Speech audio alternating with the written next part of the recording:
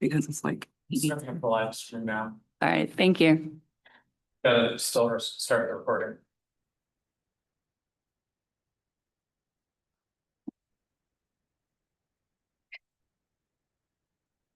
All right, thank you.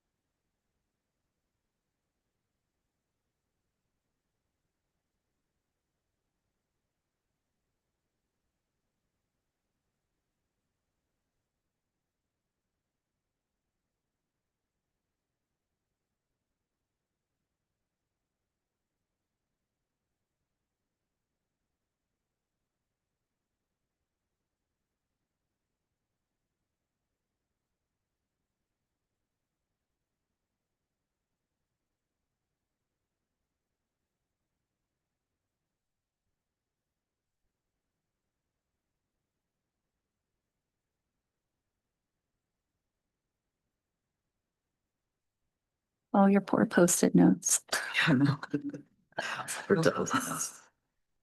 They quit. Today they quit. I thought they'd be more resilient than a notepad, which is why I brought them. But not today. No.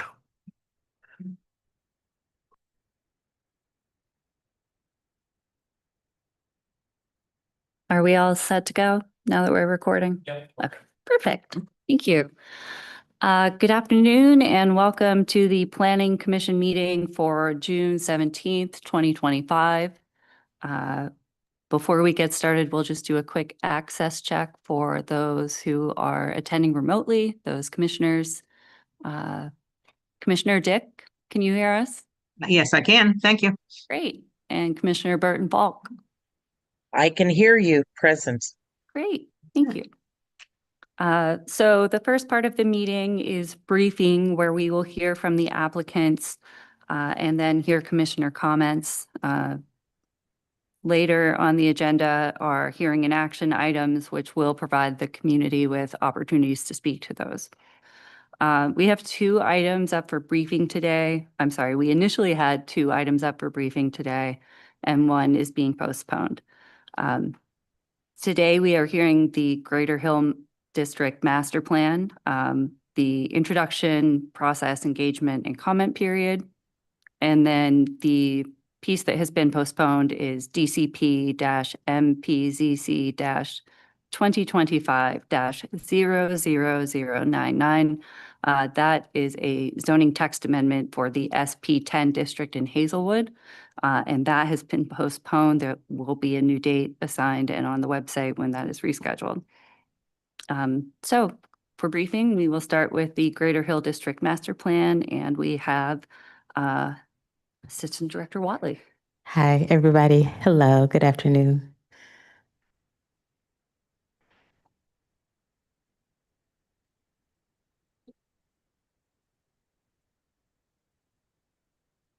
All right, we'll go ahead and get started. Hi, everybody. Good afternoon. My name is Sharonda Watley. I am the Assistant Director of the Strategic Planning Division, and we are back today to give the second of 2 scheduled briefings on the Greater Hill District Master Plan. And as part of our road to adoption, we are giving content briefings to the Planning Commission for familiarity and an understanding of what is contained in the draft plan. So in terms of an agenda, we will go over just a few things related to our tentative timeline as part of our road to adoption. We'll talk a little bit about the plan, the process, and engagement. We'll talk about the introduction chapter, the implementation matrix, the appendix, and also critically our public comment period. So this is the team internally that has been working alongside the community to get prepared for adoption of the Greater Hill District Master Plan. So some of these folks you all met 2 weeks ago. There are some new faces here in the room today, and so they will also introduce themselves as they come up to speak to different portions of the presentation. So some of the chapters that we had talked about at the last meeting included community development, mobility, and infrastructure. And so today we are going to focus on the other portions of the Greater Hill District Master Plan draft. And so a lot of them are the supporting items related to engagement, the public comment period, the introductory chapter, the implementation matrix, and the appendix. And also, we want to acknowledge that the Planning Commission had a handful of questions from the previous briefing. And so we have attempted to answer these questions as part of the presentation today. To kind of orient ourselves, I did want to take a moment to bring back the overall timeline of the process so far. So this really kicked off for the department and for the community summer 2020. And so we are at phase 4 or stage 4 as part of the update and adoption process. I did want to note that there was a break in the process at the end of phase 3. And so we picked back up the process last year with the community and with the steering committee. And so what you all will see and hear today is the continuation of that process. One of the questions that the Planning Commission had for us last week was how many residents are in the Hill, and so one of the things that our department has recently put together are neighborhood snapshots of all 90 neighborhoods, and so it lists information in terms of population, in terms of different types of infrastructure and things like that, and so we have compiled some of that information for you all to help to answer some of that question in terms of the number of residents for the neighborhoods of the Hill. We did want to note that the Uptown neighborhood or the area of Uptown is actually covered in the Eco Innovation District Plan. And so much of the Greater Hill District Master Plan is focused on planning for Bedford Dwellings, Crawford Roberts, the Lower Hill, the Middle Hill, Terrace Village, and Upper Hill.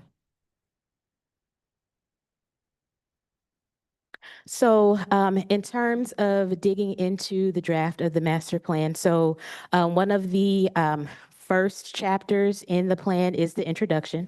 And so this is the first content that the community will see as they open up the plan. And so it has welcome and introductory letters to the community from the steering committee, as well as the mayor's office. It does have some history of the Hill District, as well as discussion on why the Hill and why we're doing this plan right now. There's also discussion on the plan's development, previous planning, and any guiding principles or foundations from previous planning work.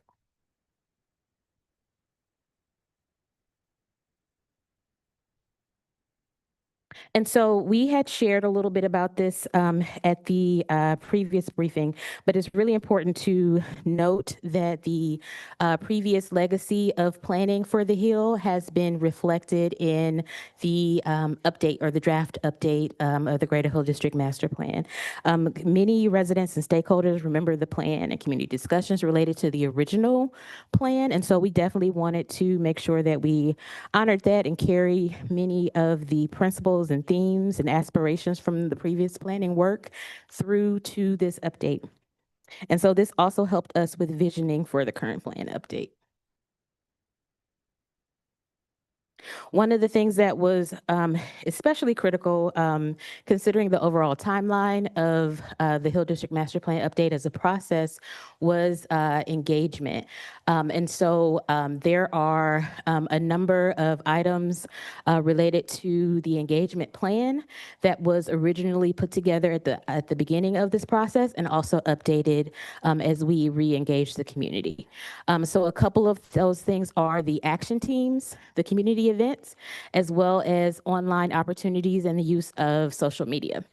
So for the actions teams, we have action teams for each of the main chapters of the Greater Hill District Master Plan.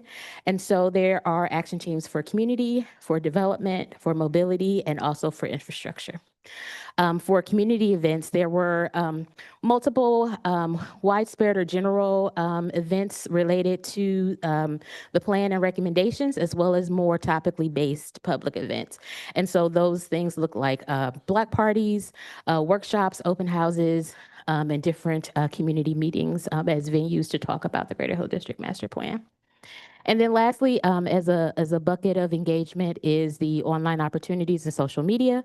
And so the city, as well as DCP, uses the Engage PGH platform as a space to make materials available related to different projects across the city, and also as a space where people can provide feedback. And so our Engage PGH plan for the Greater Hill District Master Plan is listed there. And to talk a little bit more about engagement, I am going to bring up Austin Jefferson.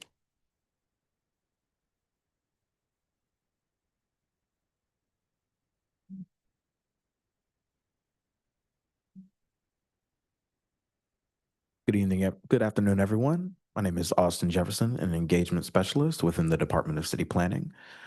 To further delve into what Assistant Director Watley has previously spoken about in terms of recognizing and taking advantage of previous planning efforts that were regarding the Hill District.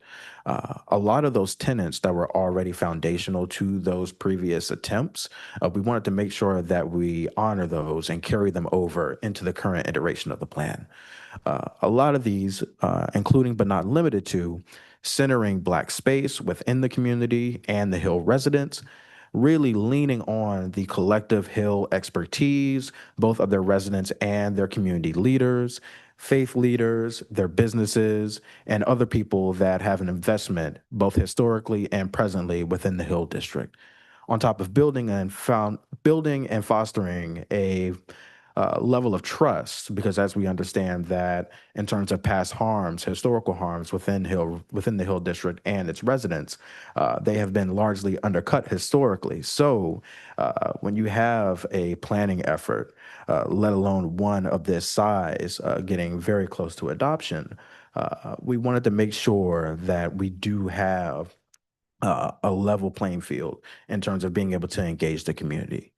That was pivotal in terms of maximizing participation, which in terms of the timing of this current iteration of the plan, it largely came about during the height of the COVID-19 pandemic, which meant that a lot of the initial engagement efforts were very much so isolated online, as we have a lot of the routine participating members of the public being very much so either vulnerable to that pandemic, being much so of the elderly, or people that may have not had as much proportionally to some of their neighboring neighborhoods access to a lot of healthcare and other services, which are also very much so identified within the plan. Of course, that means that we have to have very much so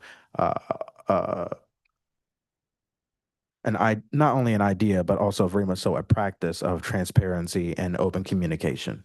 Because as we understand, people are not necessarily going to trust us immediately, because a lot of people may not actually understand what the Department of City Planning actually does, let alone how we are actually trying to help them, as opposed to what they have actually already been engaged on prior.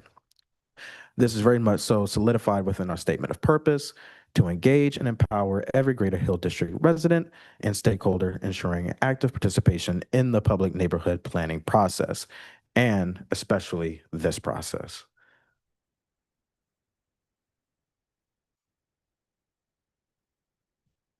So just a little bit of a quick discussion on who made the plan and who has been involved. One of the first items was to create a steering committee. And so the steering committee was led by co-chairs Marimba Malayans from the Hill CDC, Executive Director and CEO of the Hill CDC, as well as Council President Daniel Lavelle. And so the steering committee is a collaborative group of residents, representatives from community-based organizations, businesses, and institutions of the Hill District. Again, the actions teams. So for each of the 4 chapters, the action teams were comprised of residents and stakeholders and a public agency staff that have identified issues and conducted research to fully understand topics related to the different actions and identifying resources to address some of the issues found through the action teams. And then the community. Community was a huge part of this process. And so we are defining community as any person with an interest or concern in the neighborhood, primarily residents. And so they provide feedback throughout the entire process. And then also staff. So this may be professional staff from public or nonprofit or private sector organizations that help to manage the planning process. And so an example of staff would be DCP staff or URA staff and different representatives from the different organizations. The one thing that we did want to share a little bit, and I'll click through this, are the organizations that are represented on the steering committee. And again, the steering committee operated as a little bit of a management team for the process of the Greater Hill District Master Plan. And so they worked very closely to develop the engagement plan, as well as to review any recommendations from the action teams and to help update the plan itself. And so one thing that we did want to note is that over the course of this process, some of the individuals or organizations that are represented may have changed over time, but we do want to make sure that we honor those who have participated in the process in some way and note the time that they've spent being members of the steering committee. And similarly, with the action team leads. And so again, made up of staff and representatives across the 4 teams itself. And so they focused primarily on working to develop projects and programs related to the neighborhood plan. And with that, I will hand it over to Jasmine to talk a little bit more about Engage PGH and community feedback. Thank you. Good afternoon. My name is Jasmine Rudolph, and I serve alongside Austin Jefferson and the team as a public engagement specialist. Engage PGH and community feedback and including community voice was something that was very centered to this part of the plan and the whole plan. And so what you see are questions that were there on the Engage PGH page. They were separated by chapter so that they were more accessible instead of having a whole bunch of questions trying to navigate. And so we were very mindful about how we could meet community where they are, as well as make blended engagement opportunities like AD Watley had highlighted in the beginning of the presentation. And so we asked for vision, what people like to see, what's their vision for their community, as well as goals. And so that was just a portion of what we collected. But we can probably go to the next slide. And so this is a report that's pulled from the back end of Engage PGH, and it highlights that there were 9,338 total views, and this is from 2020 up until current. And then we also were able to capture 551 contributions.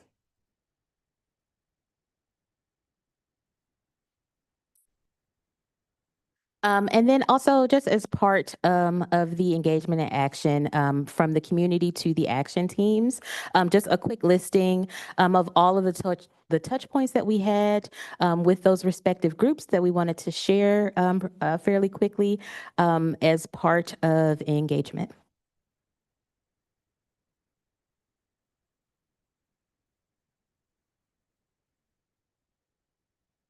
due to the geographic area of the Hill District and some of the different communities, let alone the digital divide, that may make it a little harder to penetrate some of the people that are most in need of some of the things addressed in this plan. Because as we understand that a lot of people that attend a lot of the usual community meetings may be already previously contacted at some point in time throughout this engagement process. So as a result, when it came to the 60-day comment period, we wanted to make sure that we extended it so we could further address some of those pivotal engagement needs in terms of impacting and distributing the information throughout the community.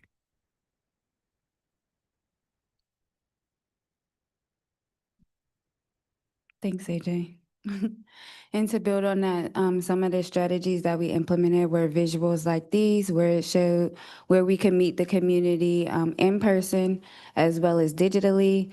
We showed where there would be DCP staff present, and so we tried to be at over half of the engagements that were offered during the 60-day periods a month.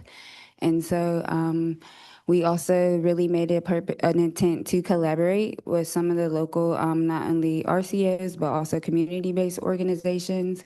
So we showed up at businesses, we showed up at the library, and so we really tried to utilize and collaborate with staples in the community so that we could really meet people where they are.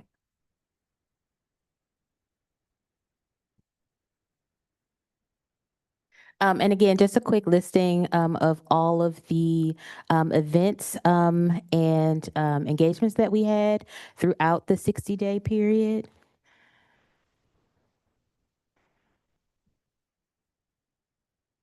And then Jasmine's going to talk a little bit about some of the examples of some of the events specifically.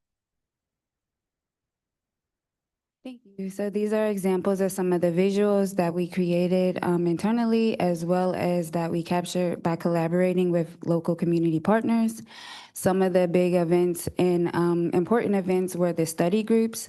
So they were broken down. We went over 2 chapters at a meeting. So it really allowed us to answer questions, hear concerns, and bring digestible materials to residents by chapter so that it wasn't so much to digest at a time. And so these were also visuals and graphics that were utilized on social media as well. And so we really wanted to have a blended engagement strategy that could meet the community. Like AJ said, we had elders, so we had paper copies. We had digital things like Engage PGH. We had social media. So we really tried to offer that menu board of ways for people to engage to try to accommodate all of the accessibility needs and past harms that we know that we may be up against.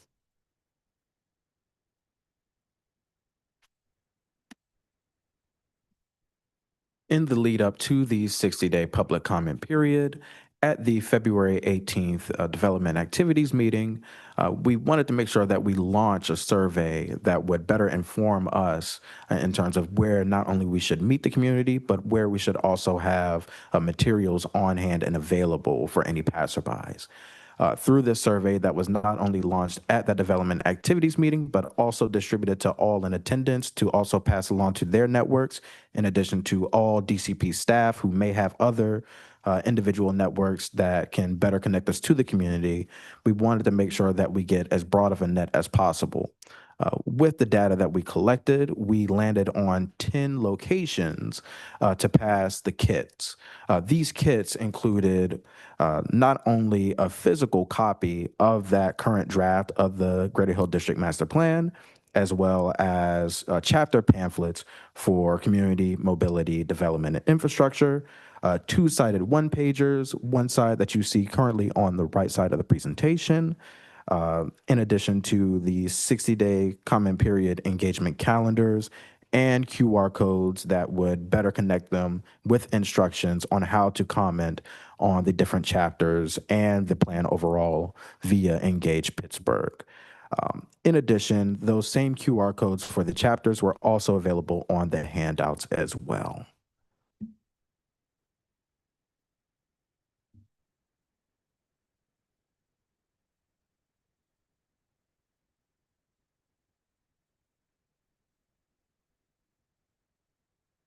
Thanks, AJ. This slide seeks to capture the public comment breakdown. So we were able to capture a total of 190 comments, and that includes digital comments, the written and verbal notes, and from engagement meetings, emails that DCP staff received and responded to, as well as documentation that was offered by RCOs to assemble some of the comments. There were questions that we addressed to better understand the plan and how it may be implemented. There were observations to provide additional context for things that maybe we touched on a little bit, but maybe we didn't quite capture all the way. Recommended changes and revisions and additions, and recommendations to the statements and the goals and the values of the community. And so we had a way to track all of these, and we're also publishing a responsiveness report where they can be captured all in one.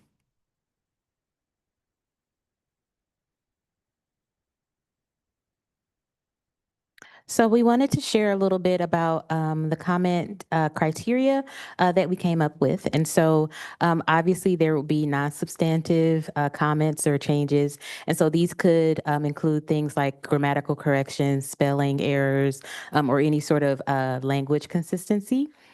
And then also the substantive changes. And so we wanted to be able to use previous pillars or principles to help us to understand any substantive changes. And so if the change supports, improves, or builds upon equity, sustainability, and or resilience. And so these are goals from our neighborhood plan guide, as also some of these are found in the Healthy and Resilient Hill District Foundation's document as well. The other opportunity for a substantive change would be if it aligned with the community goals from the original 2011 plan. And so those are built upon the African American cultural legacy, creating family-friendly housing development without displacement, creating economic empowerment and commercial development, and to make the Hill a green and well-designed community, and if it focused on mobility, transportation, and parking and those improvements. And so we thought that these were really useful and impactful ways to view any substantive changes that might come through the public comment period.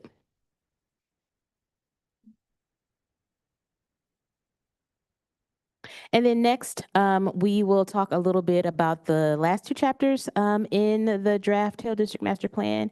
And so that includes implementation and the appendix. So as part of the development chapter, there is a discussion on land use and zoning.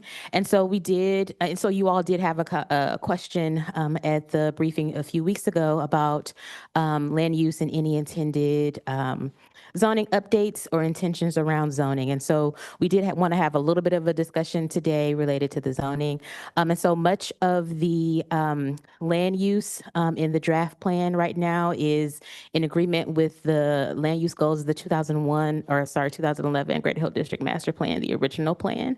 And so the existing zoning right now contains a mix of SP districts, hillside and park areas, residential zoning, and neighborhood and commercial corridors. And so this current iteration of the Greater Hill District Master Plan does provide some high-level guidance for future land use and zoning work, but there are no detailed zoning recommendations as part of this current draft. And so some things for us to consider for future zoning updates is where our focus might be in terms of neighborhood scale rezonings. And so there's been some interest in rezoning corridors or particular sites as part of aspirations for future development. And so some focus on the corridors might look like Heron or Wiley or Center Avenue. Also, any sort of zoning or future zoning updates should consider how to maintain residential character and also how to align with the comprehensive plan as well as citywide land use strategies related to the Hill District. And also, very importantly, to make sure that any sort of zoning change has community engagement, deep community engagement related to any sort of zoning update for the Hill. And so not only zoning, but there are a number of policies, goals, and strategies. We talked a little bit about these in the briefing 2 weeks ago, but we also wanted to share just a little bit about something that we are creating as part of the Greater Hill District Master Plan update, and it is the implementation matrix. And so I'm going to bring Annie up to talk a little bit about that. Hello, I'm Annie Deely. I work for the Strategic Planning Division as a neighborhood planner. So the implementation matrix is a guide to implementation that identifies the goals and policies of the plan and strategies to carry them out. So the strategies consist of potential funding sources, implementers, and a possible timeline. So while the commission doesn't officially adopt strategies as a part of the plan, it adopts goals and policies. This matrix is meant to provide the community with a starting point to organize around implementation. The matrices are organized the same way as the plan with the core chapters. There's a community matrix. There's one for mobility, development, and infrastructure. These were first workshopped by the steering committee and action teams in 2022.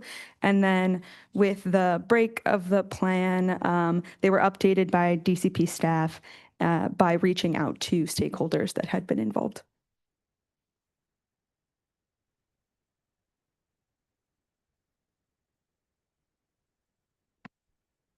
Good afternoon, commissioners. Good to see you again. My name is Adriana Bowman. I'm also a neighborhood planner. So the appendix chapter really focused on providing additional context.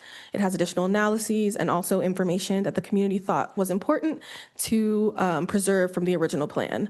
So there's the opportunities and constraints reports, our public engagement plans, some reports from our action teams, and then development principles, anti-displacement strategies, things like that from the original plan. So next steps, after our briefings, we, in the background, are deciphering all of our public comments, making decisions on how to edit the final draft, and we plan to present in front of you again for the formal adoption process in late summer 2025. So thank you. Are there any questions? Thank you. Thank you for the detailed presentation. Let's see if this is actually working. At this time, we don't take public comment, but we do take comment from the commissioners. I will open up the floor. Thank you, Vice Chair O'Neill. I don't want to step on anybody. Am I interrupting? Was somebody's hand up? Okay, first I'd like to start by saying that I appreciate good slides, good information as it relates to the questions. So I want to compliment you there. I just am confirming this is not a question. This was led by the Hill CDC, Councilman Lavelle, stakeholders, and residents. And that's inclusive, I saw the slide there, of the all of the RCOs. Clarity, that's it. Yes. Okay, very good. Another question I had, and I think I may be understanding this as a collective, with the numbers in terms of contributions and engagement. I was just wondering if there had been the same level of engagement as pre-2022, post when the planning picked back up in 2024 winter. That 551 sort of contributions, is that all of the years covered, or is that just what you picked up in 24 and to present date? Those are all of the years. So from the beginning in 2020 when the Engage page was launched. So it was 551 contributions across, but we did see a spike during the public comment period in 2025. Okay, good to know. I think that that's super important because that means that there was re-engagement, and that's a big deal. The development chapter, I like and appreciate where you did focus on some land use and some potential future land use strategies. I think that that is very important and will serve the community well. The breakdown in the number of residents, that 9,300, that that was including all parts of the hill, and I think I heard that also that plan's worth of residents as well. I don't know how you would necessarily break them apart, but if you did, roughly 10% of engagement of the residents, that would be around 930 or 1,000 residents that engaged from 2020 when you started to 2025 basically. And I think with a stop in there and a start back up, you did pretty okay. Thank you. Yeah. So I definitely want to compliment the matrix as well. I think that that's very important. I probably will go over some of that again, in greater detail because those pieces have been added. Again, appreciate you greatly coming armed with that information. I'll pause for some other questions. I saw Commissioner Dick had some. I may or may not ask additional before you leave.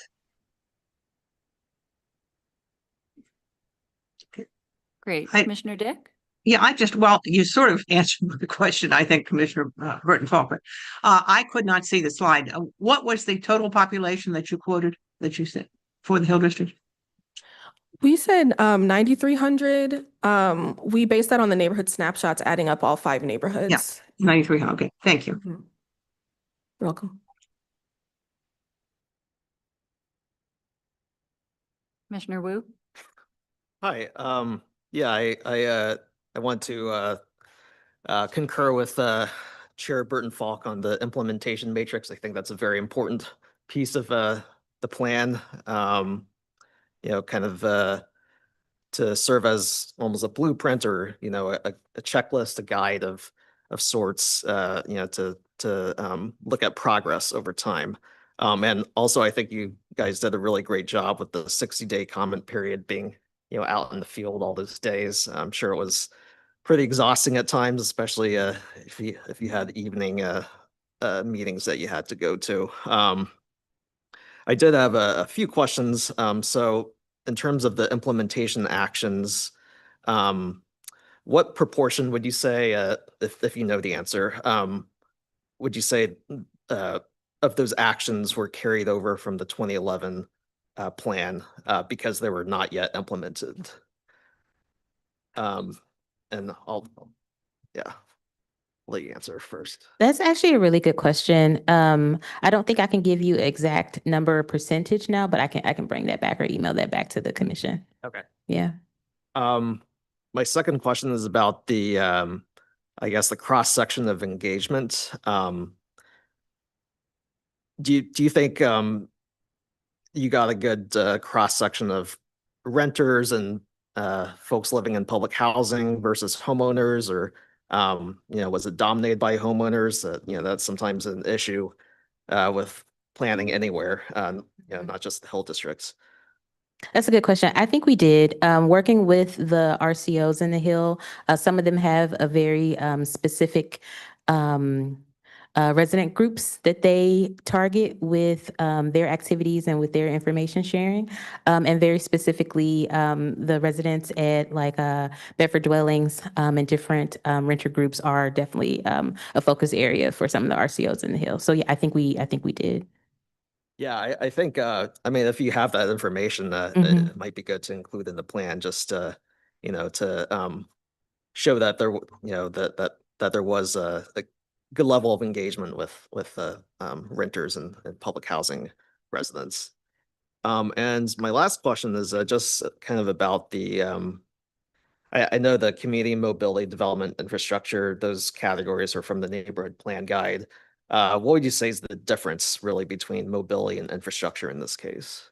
The infrastructure is really focused quite a bit on stormwater, parks, and those sorts of things. And so, because we had just done a parks and open space plan for the Hill District, a lot of the recommendations are actually in the parks plan for the Hill District. Mobility is much more focused on the transportation and access through the neighborhood.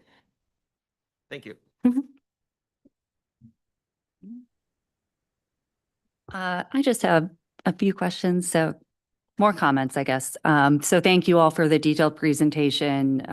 I think you were all very thoughtful in the engagement, which was explained, reaching out to, a wide range of the people in the Hill, different ages, and really being thoughtful about how they were engaged. The plan that we've seen thus far is very, digestible, colorful. It makes it very easy to understand. So, your hard work isn't lost there, which I really appreciate. And then also all of the documentation that you've done about the community engagement, just being able to show all the work you've done, I think is, ties the bow on everything. So thank you all for the hard work. It reflects in the document. I think I only had one question, and that was in terms of the timing of the itemized responses to be published. Do you think they'll be published a few weeks in advance of when you come back for hearing, or kind of around the same time? Yeah, I think they'll be able to be posted and published before we come back for adoption. Yeah. I'm just thinking about timing, knowing that council has recess and different things like that. So we should have a draft of the plan and the comments and our responses to the comments before we come back for adoption. Any additional questions or comments? Yeah, I do, Vice Chair O'Neill. Commissioner Wu, great question on the what out of the 2011 plan was executed and implemented. I think that that's important to definitely understand. And then I am just a little bit curious how this comprehensive plan will interact, engage, or be woven into the citywide comprehensive plan, particularly around some of the core areas. And I would definitely say land use would be one of those. And if you can't answer that today, that's fine, but that is a final question. Thank you. I can offer that we've received questions like that from many community groups that already have an adopted plan. Essentially, just being really curious about the comprehensive plan and their adopted plans. And so the comprehensive plan is not meant to undo or make null any of the adopted plans that we already have in our different neighborhoods. And so the Hill District Master Plan will be adopted before we have a version of the citywide plan. And so the goal with the citywide plans are to support adopted neighborhood plans and communities that have adopted neighborhood plans. And so what we were finding is that many of the neighborhood plans were attempting to address issues at a neighborhood scale that were really citywide in nature. And so we are not wanting to undo any of that hard work. And so if there is an adopted neighborhood plan for a community, then that's something, and those recommendations are something that will be respected in the citywide plan. So thank you, Assistant Director Watley, for confirming that the city will default to the neighborhood plans and leadership within it defaults to those plan and planning partners. Thank you. Welcome. Great. Without any further questions, thank you so much, all of you, for the presentation, and we will see you back here for hearing in action later this summer. Yep. Thank you all. Stay dry. Okay. We are going to wrap up our briefing portion. For those just joining us, if you were here for DCP MPZC 2025-99, that's the SP 10 zoning text amendment in Hazelwood, that has been continued to a later date. We will come back at 2 o'clock, the posted time, for the hearing in action. and we will see you then.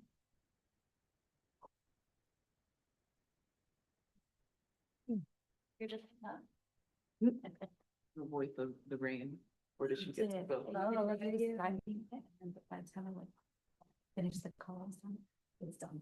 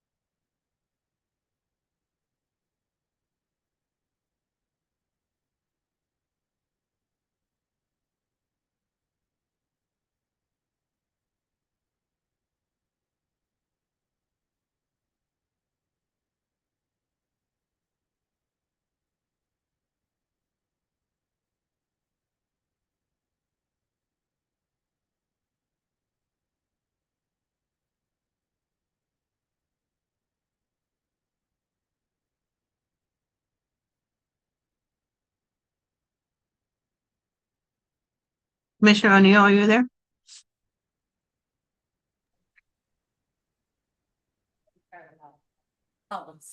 My apologies. My apologies. Yes, I am here. Thank you for checking. No, I was just checking with, I said Commissioner O'Neill. I went. Yeah.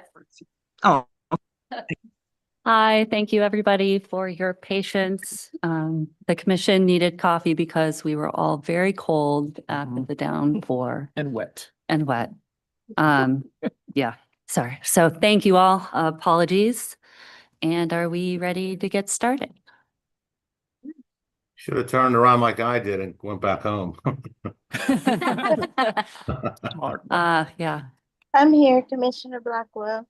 great. I'm sorry, are we recording just before we get, okay, great. Thank you. Thank you. All right. I will take roll call in just a minute. So welcome back to the Planning Commission meeting for June 17th, 2025. We are here for the hearing and action portion of our meeting. And before I run through the agenda, we'll just do an access check with the commissioners who are attending remotely. Commissioner Dick, here. Commissioner Mazza, Here, Commissioner Blackwell, Present. Commissioner Burton Falk. Present. I guess we'll do them into, Commissioner Wu, Present. Commissioner Gammy. Here. Commissioner Cantania, Present. Commissioner Ruiz, Present. and Commissioner O'Neill, present. Do we also have the court reporter? Yes, I'm here. Great, thank you so much. All right, so on our agenda today, our first item is approval of commission minutes. We do have two sets for May 6th and June 3rd. Item B is correspondence, and item C is hearing and action. Item D is a director's report. Under hearing and action today, we have three items. The first is BDA 2025-03744. That is for 300 Fifth Avenue, and it's an application to install business identification signs in the Central Business District. The second item for hearing and action is BDA 2025-02033. That's 120 Cecil Place. And that is exterior and interior renovations to convert the former boiler plant into residential apartments in the Central Business District. And then finally, item 3 under hearing and action is DCP-HN-2025-00110. And that is the Schenley Park Historic Nomination. And that extends into South Oakland, Squirrel Hill South, Greenfield, Squirrel Hill North, and Central Oakland. So first up is approval of commission minutes. I will take them separately. So the first item is May 6th, 2025. Do I have a motion to approve those minutes? So move. So moved. So- I'll do So second. moved, Commissioner Antonia, second Commissioner Dick, and I will do roll call. I should have written this down. Commissioner Dick. Aye. We're gonna popcorn. We just want to keep you on your toes. Commissioner Mazza, aye. Commissioner Burton Falk, Aye. Commissioner Blackwell, Aye. Commissioner Wu, Aye. Commissioner Gammy, Aye. Commissioner Cantania, Aye. and Commissioner Ruiz. Aye. And Commissioner O'Neill, aye. So that carries. And then the second item for minutes is June 3rd, 2025. Do we have a motion to approve? So move. So move Commissioner Cantania. Do we have a second? Second. Second, Commissioner Dick. And then we'll do roll call. Commissioner Dick, Aye. Commissioner Mazza, Aye. Commissioner Burton Falk, Aye. Commissioner Blackwell, Aye. Commissioner Wu, Aye. Commissioner Gammy, Aye. Commissioner Cantania, Aye. Commissioner Ruiz, Aye. and Commissioner O'Neill, aye. So that carries. Next item is correspondence, and we do not have any correspondence today. So we will move right on to hearing and action. The first item I'm recusing on, so I will read this into the record and then leave the room. This is BDA 2025-03744, and this is for 300 Fifth Avenue. This is an application to install business identification signage in the Central Business District, and Ms. Meridian is going to be giving that initial presentation.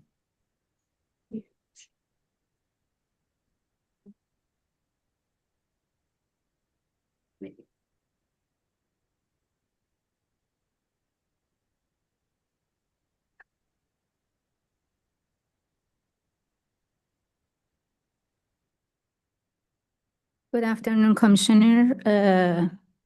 The project BDA-2025-03744 filed by Colin Design on behalf of the property owner PNC Bank National Association for installing 2 high wall signs in a Golden Triangle District A in the Central Business District.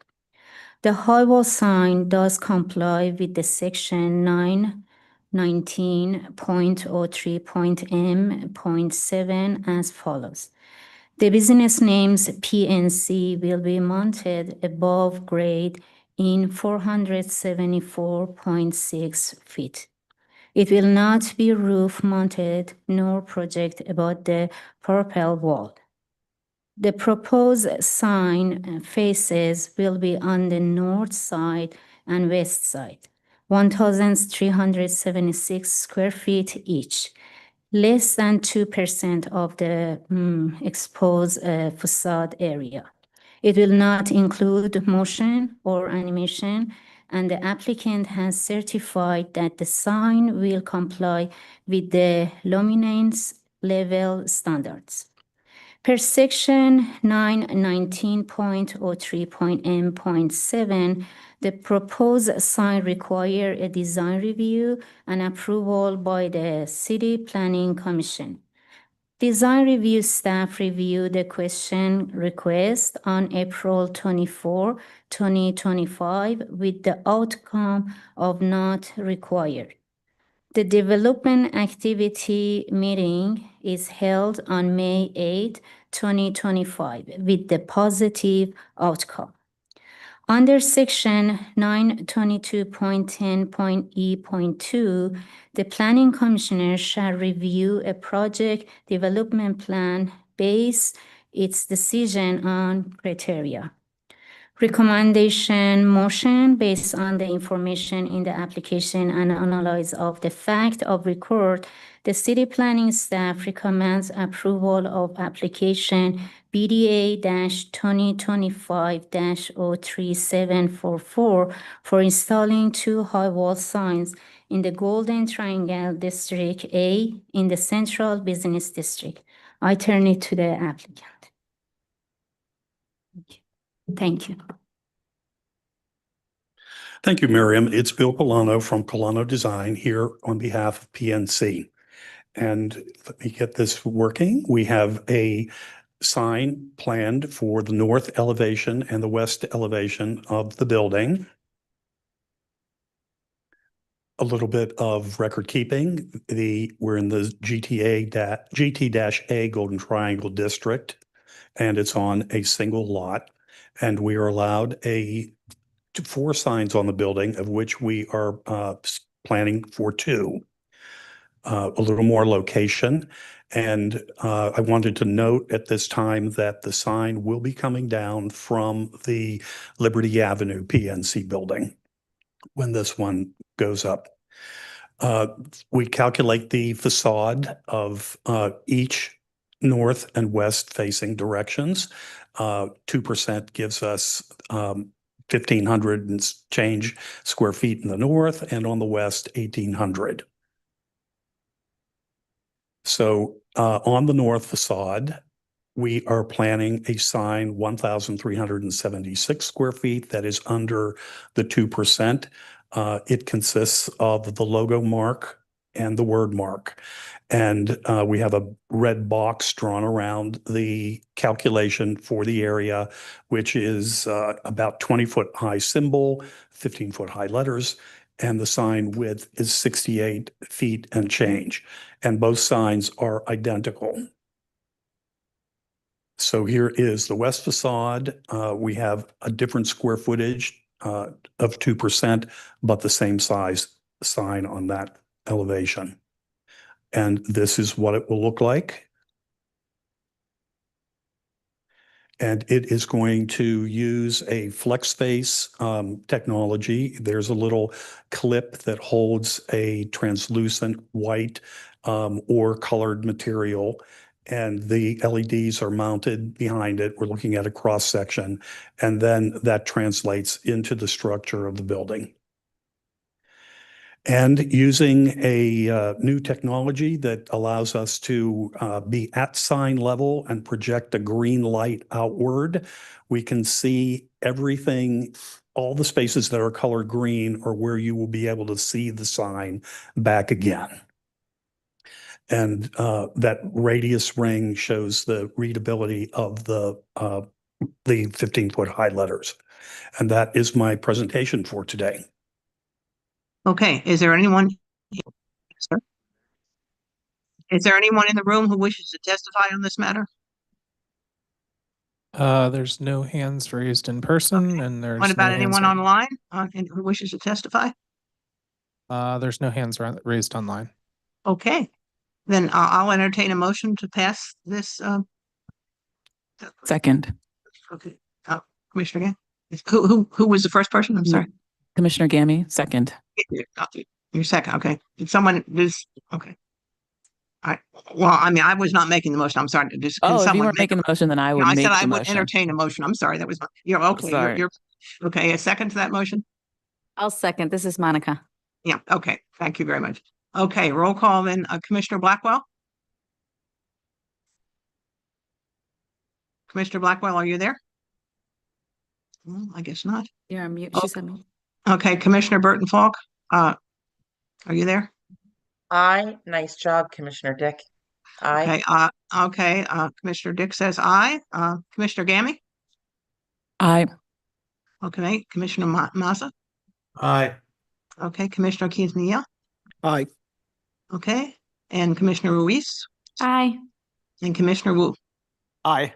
Okay. It passes unanimously then. Thank you very much. And I'll give it back to Commissioner O'Neill. Thank you all.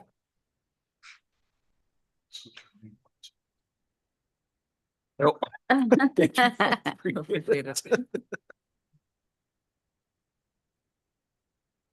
She's on her way. Okay.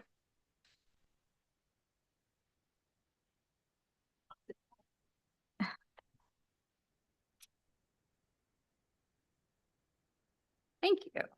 And the next item up for hearing and action today is BDA 2025-02033 at 120 Cecil Place. This is exterior and interior renovations to convert the former boiler plant into residential apartments. And this is located in the Central Business District. Presenting initially is Ms. Meridian. Good afternoon again, Commissioner.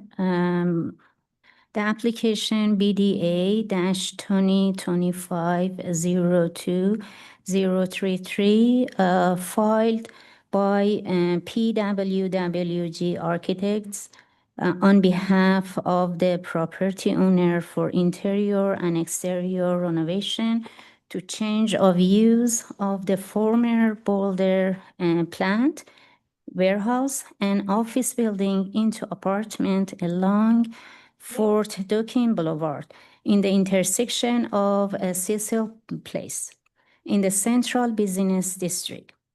The proposed request is for the rehabilitation and adaptive reuse of a vacant utility building along the riverfront to create a residential apartment building, including interior and exterior renovations.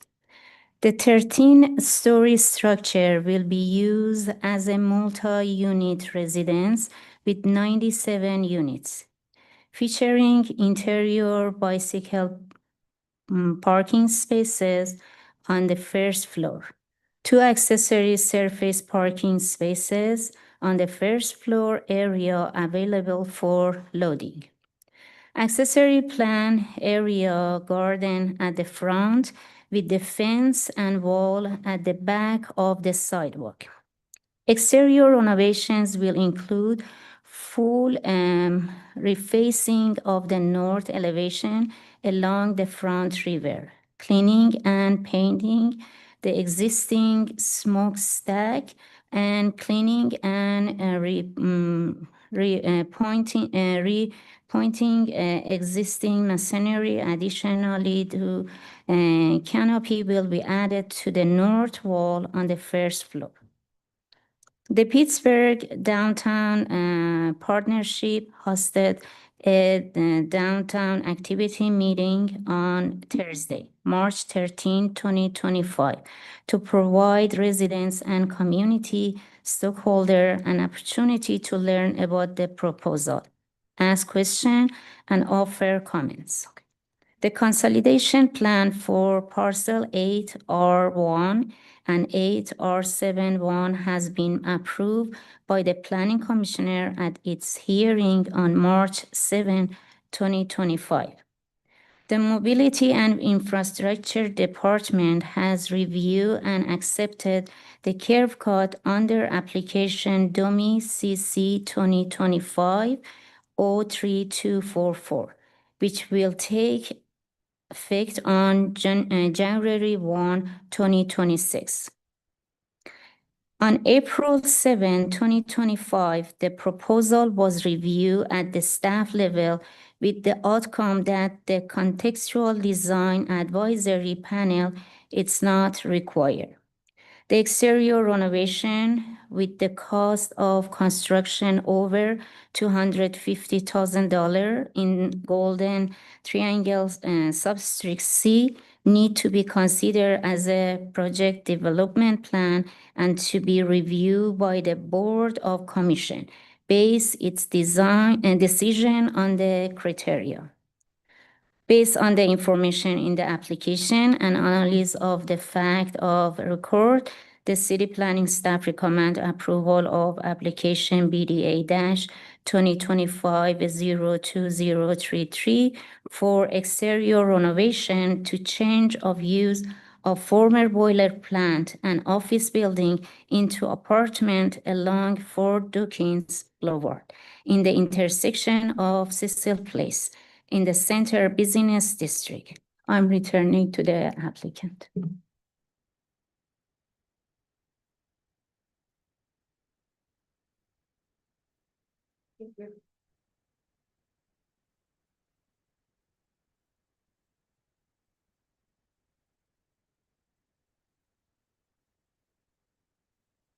I'm Jennifer Sesniak with PWWG Architects.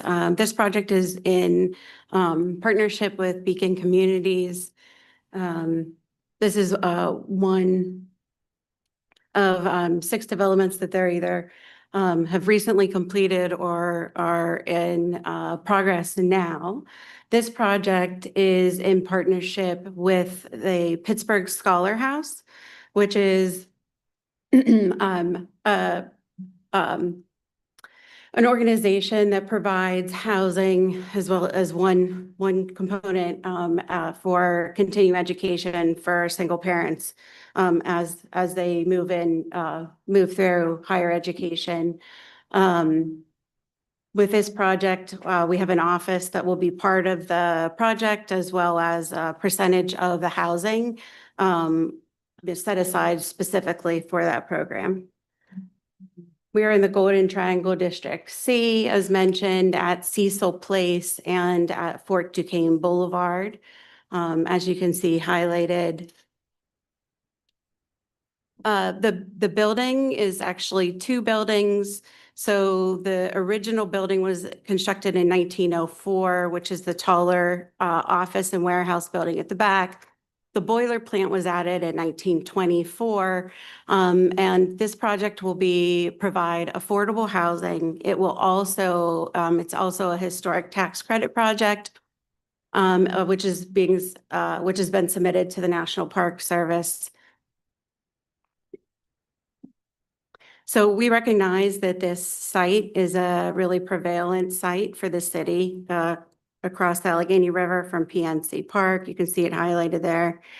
is along the river. The one on the left was from a Pirate game 2 weeks ago. But we recognize that, this project has the ability to take what was a very industrial part of the downtown cityscape and provide an adaptive update for the historical building. These are some contextual photos from along Fort Duquesne. This facade, which we're going to look at in a little bit, was originally constructed as a temporary facade. An addition was planned to take up what they're using as parking there. And that was put up as a temporary facade that was then no longer continued. This is an unsupported 8-inch terracotta wall at over 110 feet that has substantial structural difficulties. You can see just some surrounding views. And the views of the other elevations are really hard to capture. This is from the parking lot adjacent. Cecil Way is a really small right away. So these are some windows that'll all be replaced on the back. And then, so Cecil Way is on the far left-hand side there. And then our project abuts a utility easement to the west, sorry, that you can see on the right-hand side. So this is an example. This is a historical drawing that notes that 8-inch terracotta tile was noted as temporary. So we have submitted it to the National Park Service showing that facade removed since it doesn't have any structural reinforcement within it. And it, as you can see here, has some substantial structural issues with delamination of the terracotta and also cracking, which runs down the whole facade.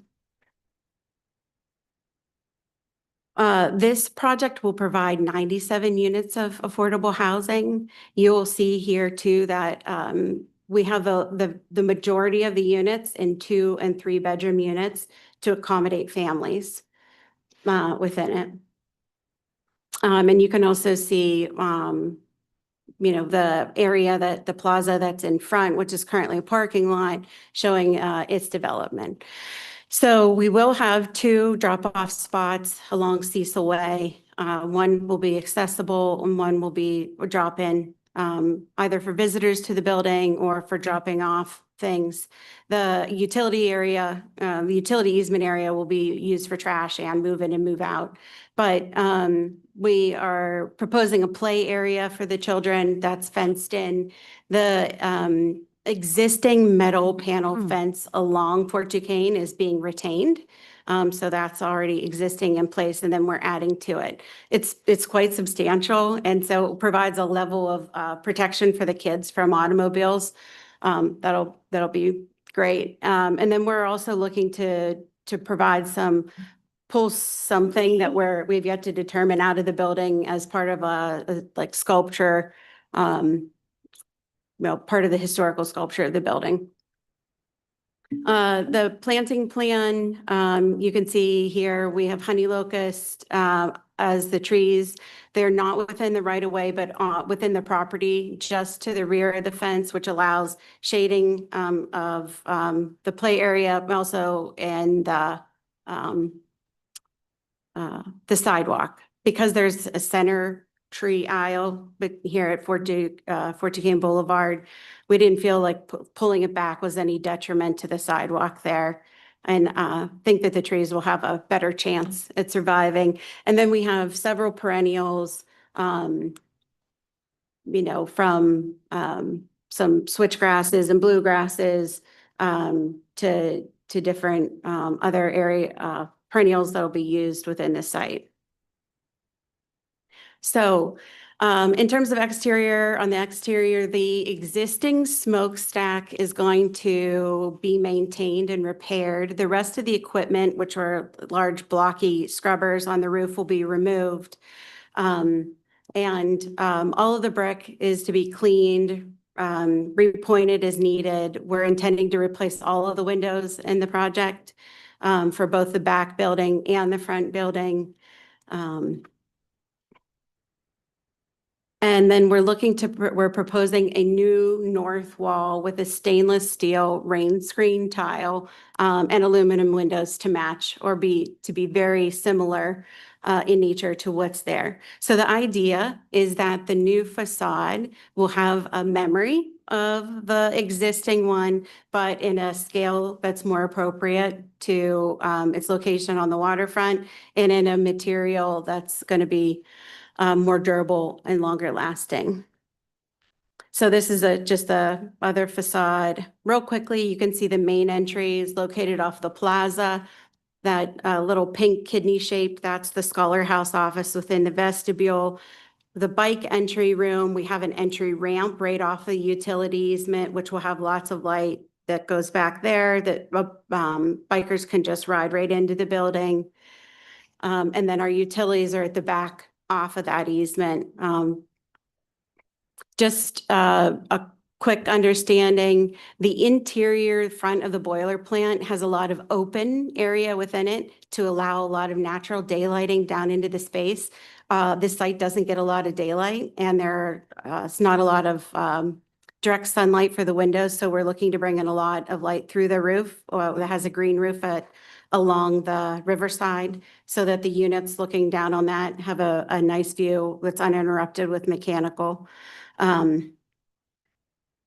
So this is a section of the building. One of the things that we're doing is we're taking the existing smokestack and putting a skylight at the bottom and the top, which is going to allow, you're going to be able to look up through the skylight from the entry lobby space, and it will allow natural light down into the main, lobby atrium space at the front.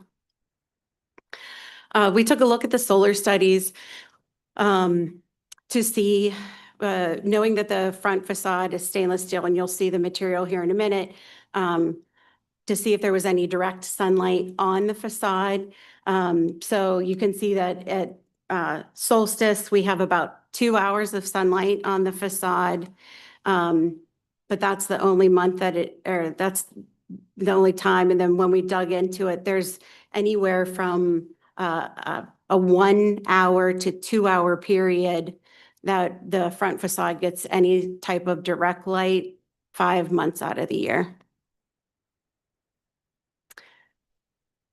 So this is a rendering showing the new proposed material.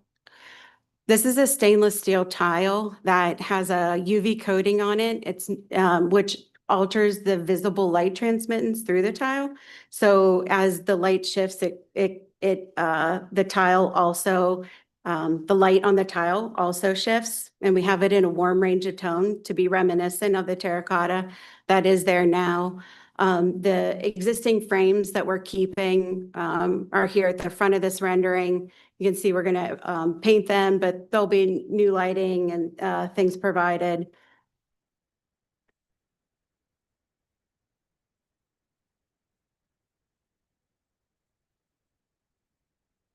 We have some exterior lighting. So from at the top of the smokestack projected down, and then we'll have the entry plaza, we'll have lighting, also the easement area.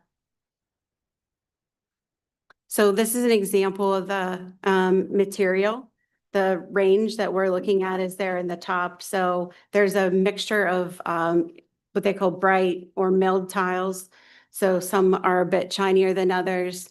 And the scale is at 21 by 26, which is a better scale for visibility, like from across the river. And it has a warm range across the facade.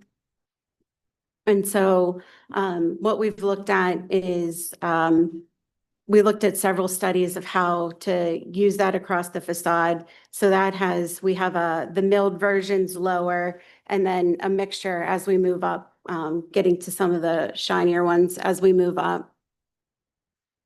You can see the other colors from the aluminum windows here to the paint that's proposed for the smokestack, which is a neutral color. Just the upgrading of the existing fence with a short height concrete wall. The project, we're looking to close the project the end of this year, and it will start early in 2026. About 18 months then for completion of the project.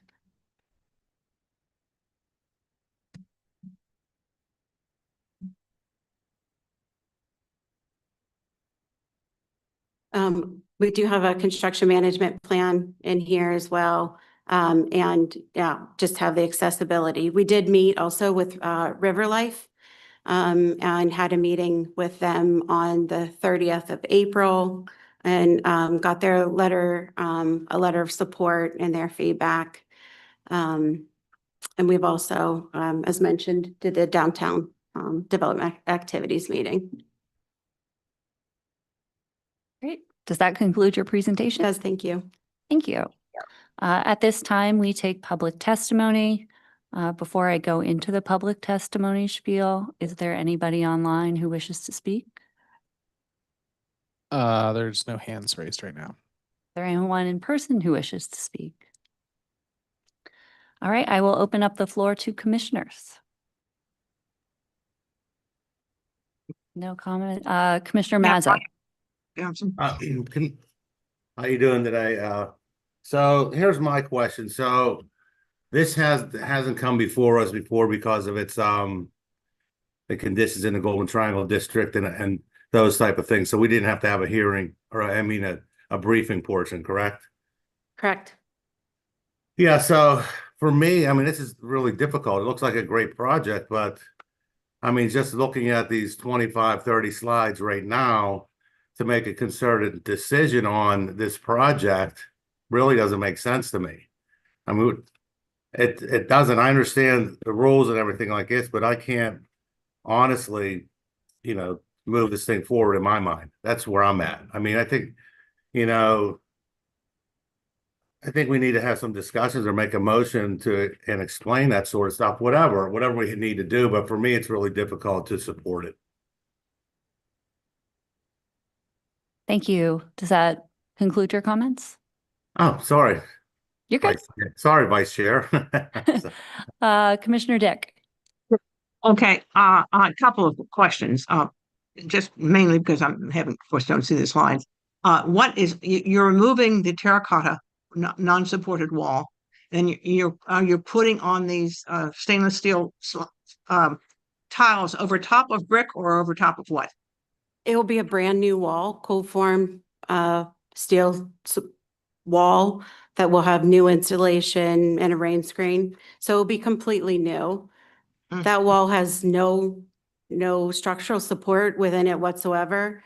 And with it delaminating, we wouldn't even be able to pull the windows out, I don't think, without it, having major issues.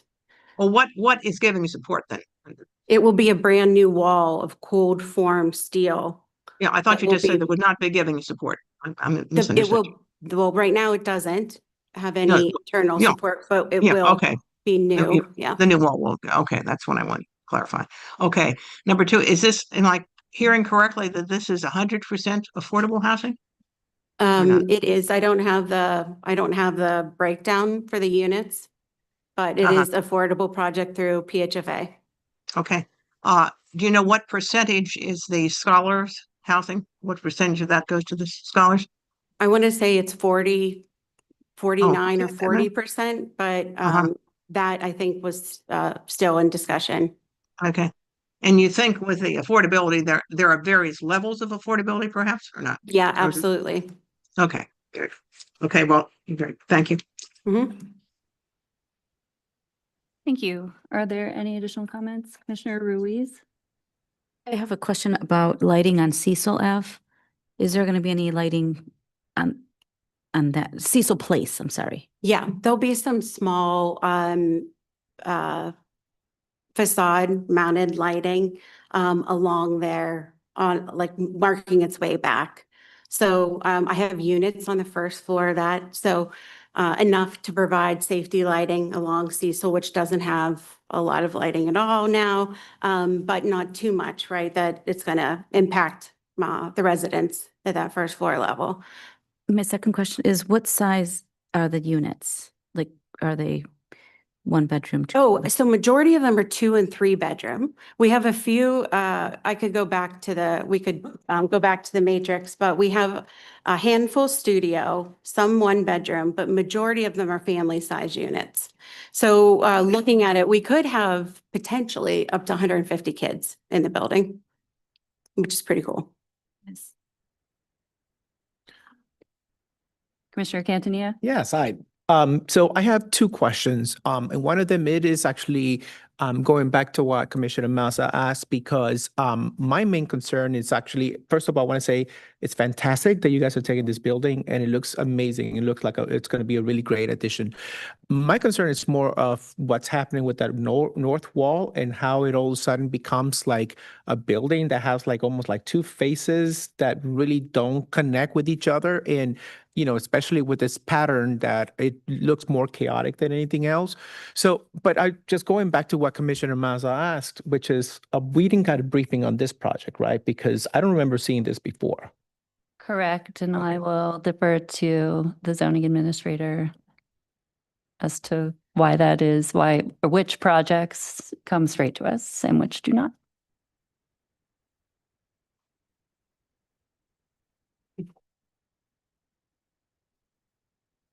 Good afternoon. I'm going to take the shortest path here. Corey Layman, zoning administrator.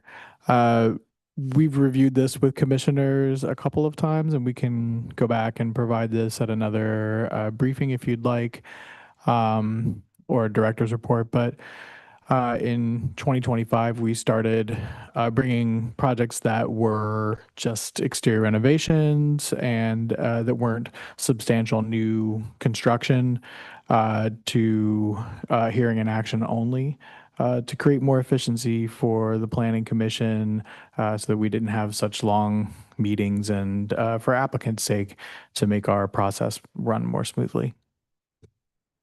There are other kinds of developments that don't, there's a whole list, and I don't have that on the top of my head, but that's why this particular project, which is largely exterior renovation only, is here.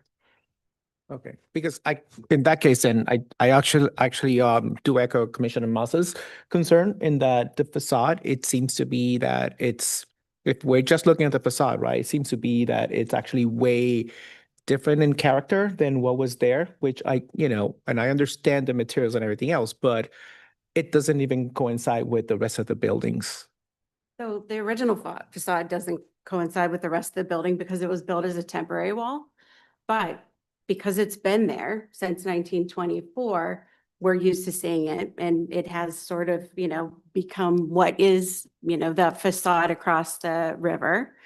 While we can't leave that existing wall up for so many structural reasons, we recognize that people have been used to seeing this range of warm tones across the terracotta, and also, looked at the more warehouse-sized windows within the facade. So right now, this existing facade not only has a whole bunch of mechanical openings through it, you can see where things have been removed and put back. So the idea is that the new facade, while it is not terracotta and it doesn't match exactly, it still will provide us with a sense of a memory of the original, having those warm tones, but in a more artistic interpretation of the facade at a scale that's more representative and better suited to the riverfront, rather than these really small pieces of terracotta.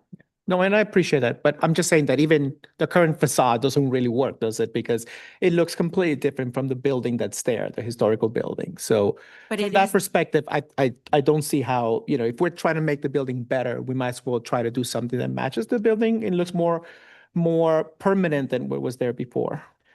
Can I? Sorry, Can I, before, if you don't mind, Commissioner Gammy, if I could just append what I had said previously, in terms of the intent on skipping briefing, it was that if there was a significant concern that was raised and the commission agreed that it would allow for a simple continuance of 2 weeks to essentially have your sort of briefing and then final hearing. So, and I would also note that although I believe this would have been in your report, but this did go before staff design review, and staff design review didn't believe that it needed to go to CDAP, and also was supportive of the design. Okay, so I actually have a question. What is the scale of the stainless steel rain screen tiles? Like what is the size of those tiles? 21 by 26. 21 by 26 inches? Yeah. So they're about this size. So I'm actually going to say I'm playing devil's advocate. I actually kind of disagree. I think this picture doesn't do it justice. I think when you show it in kind of the landscape with the image where you're saying like there's kind of that sheen that kind of dissolves as it goes down, I think it does add a bit, like in this image, I feel like it does. I think the way that you're rendering it in some of the other images makes it seem like it's going to be more profound than it is here. I think there is a bit, I do agree in the sense that I feel like there's a bit too much noise. I feel like you could probably temper it down a little bit with the distinction between colors, essentially, and the array between, like, because if you look at the original terracotta wall that you're kind of modeling after, it doesn't have the contrast between the darkest and the lightest shade is not as strong as it's being shown here. But I did like the conversation of how there's like that sheen that's being developed between the brightest and the lower shade. So I think maybe if you kind of focus the design on the sheen more than the color, then maybe a little less noise will be going on. And I think it will kind of sit nicely. So my opinion, I think the design as it stands sits nicely. I would put a recommendation just to like assuage some distress that maybe you do bring it in front of CDAP to have them kind of review it just to have a secondary opinion, since there is like a bit of contention with this design right now. But yeah, that's my opinion. Commissioner Mazza, have you re-raised your hand? Yeah, yes, ma'am. Please So, go ahead. okay, my concern also is with that facade. It's more structural is what you're doing. You're changing that whole facade, and it's a cold form steel, facade. Yeah, that's what you're changing it into. So is that like a panelized system you're making off site, and then is it like structural metal studs, and stacked on top of each other? Then you have to tie that into the face of the building, or explain that a little bit more to me. We are putting so the front volume of the boiler plant is quite open, and the structure that exists within that was not, subject to floor to floor height kind of levels, because it was there primarily to support equipment and catwalks within the open volume. So we're inserting new steel within the volume, and floors to be able to provide additional housing units in that front part of the building.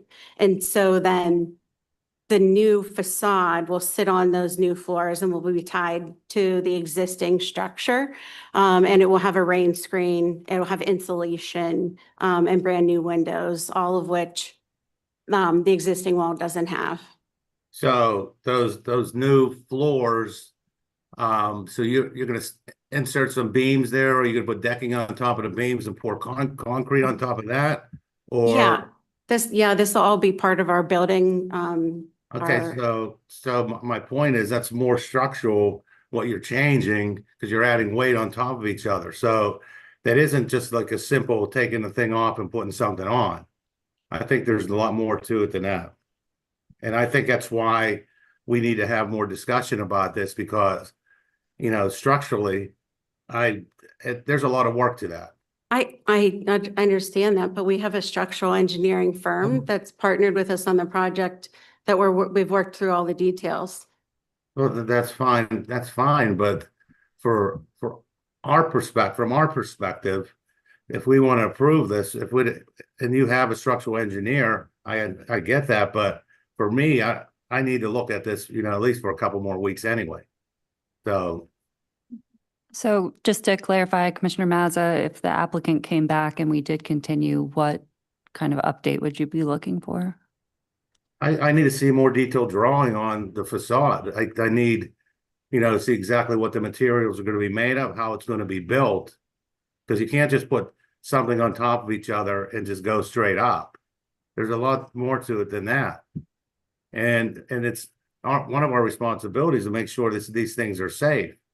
And we have to make sure that the contractors have the actual ability to do this. So, I mean, we don't even know who the contractors are or the engineers. So, we do have to figure these things out. Thank you. Are you Thank able you. to disclose the engineer or the contractor? Have those been selected yet? The contractor hasn't been formally selected. No, TSC Engineering has been working with us from the beginning of the project. We do a lot of adaptive reuse work with them. And we have engineered the building to support the new facade, to maintain the existing smokestack with the opening, to support the new facade, any of the new openings, and reinforce some of the ones that weren't done well before. Are there any additional comments from the commissioners online? Commissioner Dick. Yeah, just two things. First of all, I want to commend you on the idea of making a skylight out of that smokestack. I think that's a marvelous idea. And number two, I do have a motion when we're ready, if no one else has anything to speak to. Are there any more Commissioner Wu? Yeah, I just wanted to echo Commissioner Gammey's comments about the kind of the color contrast of the facade. I think looking at the facade now, I kind of like how it is now, not shown rendered there, but how it exists now. I like how the building kind of blends in with the, kind of the rest of the downtown palette. It's terracotta, but it does kind of look like brick from far away. I think there is a lot of color contrasts here, and I don't know if it's if it will look the way that it did before. And yeah, I would like to see some more, I guess, I don't know if a rendering or something about, seeing how the sheen may look like. I know that's not an easy thing to render, but what I kind of like about the facade now is that it's dull, that it doesn't have that sheen, and it's if it's stainless steel, I imagine sunlight, even if it's only an hour a day, hitting on it, you'll see it better. And I don't know if we want to see it better, but I do like that you took a power plant and made apartments out of it. That's not something that happens a lot. You see, old warehouses that get turned into multifamily housing, but you don't really see a power plant very much. And I echo what Commissioner Dick said about the skylight and the smokestack. I think that's pretty creative. So those are all my comments. Okay, not to belabor this. This is my last comment, but looking at, so I hear what some of the commissioners are saying about this being a little bit too strong, but in the reality of like where it sits in the context, if you look at all the buildings around it, like that, like sheen is literally, you have a castle in the background. Like there is a glass castle behind this. So I am not going to say that I'm not going to say that I think the design is so egregious that I do not think it can go forward.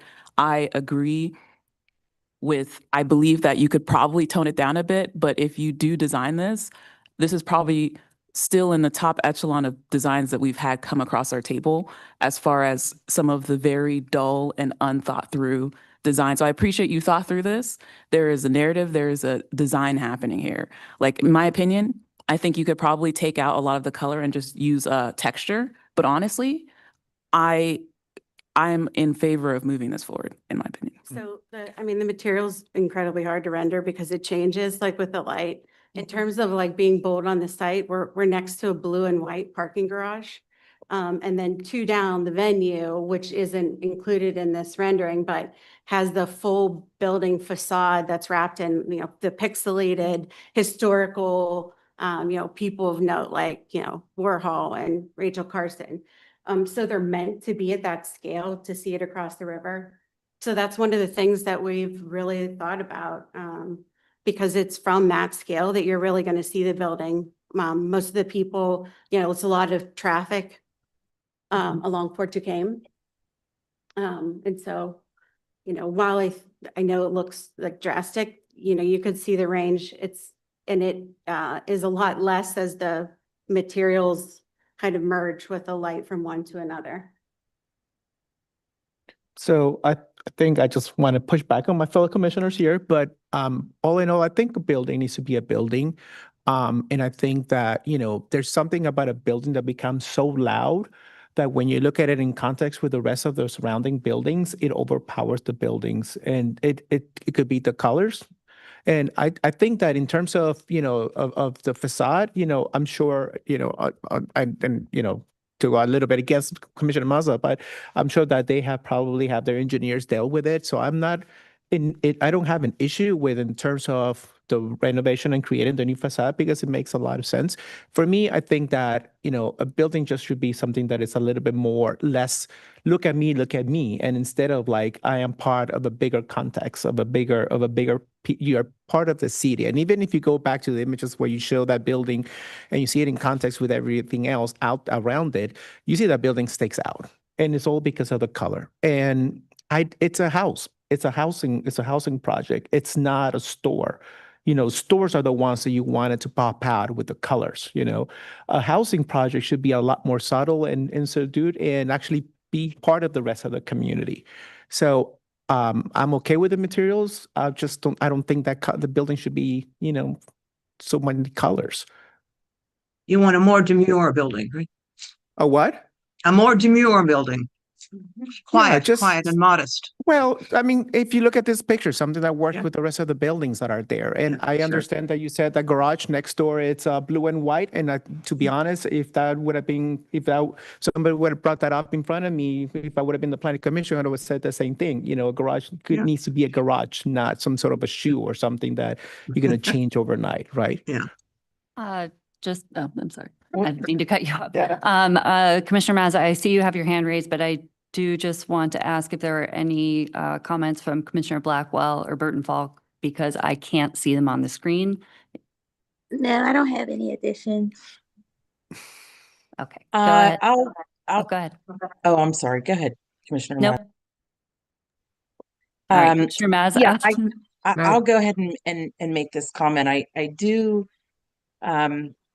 do hear all of the commissioners, and I do feel that there is definitely some hesitation. Each set of commissioners kind of, one may be around sort of the architectural design, and then some may be, around other areas. I think that if there were enough concern around this, let's just be very clear with I'm the sorry, applicant. Commissioner Burton Falk, you just cut out about 5 seconds ago. My apologies. I just want to be very clear with the applicant. If we, based on what it sounds like, there are a bunch of different reasons why there is concern around this. If there were a decision to continue, let's be very clear with the applicant what it is that we're looking for. Thank you. Commissioner Mazza. Hold on. Okay. Yeah, I was I wanted to make a motion. Look, we're dealing with the most vulnerable people, in this building.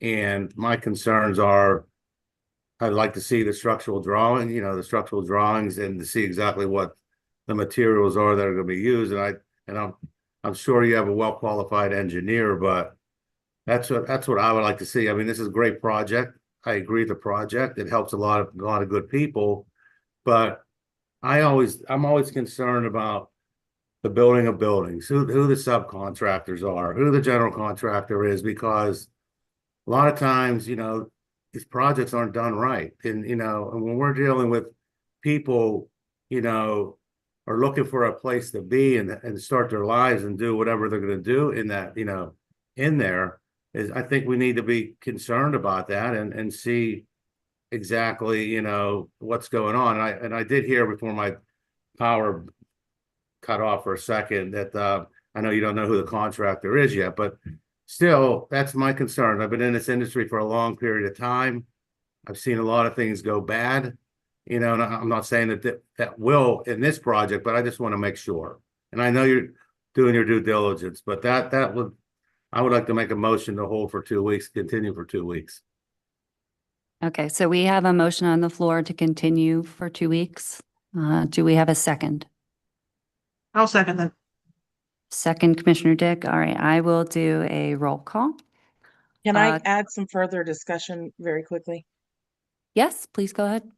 That with the motion in the second, let's be clear that we would be looking for, I think, this is what I'm hearing, just for clarity for our applicant, maybe materials, you want some additional reports as to the structural piece, right? Because when if they're to come back, we just want to be clear what we're looking for. Yeah, no, yes, I would like to see more clear drawing on that and a report stating, exactly what they're going to do, if that makes it more clear. I guess I'm not understanding the process, because we will submit a complete drawing set with structural calculations and all the details as part of my building submittal, which happens after this in our sequential review. So I think understand Commissioner, that. I'm sorry, Zoning Administrator Lehman is going to come up and speak for a sec. I just want to clarify that should commissioners request that type of drawing of an applicant for their review, the zoning and planning staff are not qualified to review a report on structural engineering drawings, and we would defer to our colleagues at PLI. There is, as the applicant said, a process for that, which is a separate purview than the planning and the zoning code. I think that the concern is the materials, and I know that in the past that some developers have been gracious enough to bring in samples of those materials. So if maybe they don't want to put in the time or the extra cost to do those drawings ahead of time, maybe they can bring in samples of the materials for the commission for us to look at. So, Mr. Lehman, so they can't come up with a piece of paper that shows what the materials are. Is it a 3 5/8 structural steel metal stud? What's the gauge? They can't let us know that. I just want to be clear. I'm not saying that they can't provide that information at the request of I planning understand what you're saying. That comes with the drawings that they're going to submit to PLI. But I'm just trying to figure out how we can get to the place where we understand what's actually going to be used. Okay, that's all. Yeah, I'm just stating, because this is a very unusual request of a planning commissioner, that our staff is not qualified to make any sort of reporting as to the construction typology or the structural integrity. That is just completely out of our purview and out of the purview of the zoning code.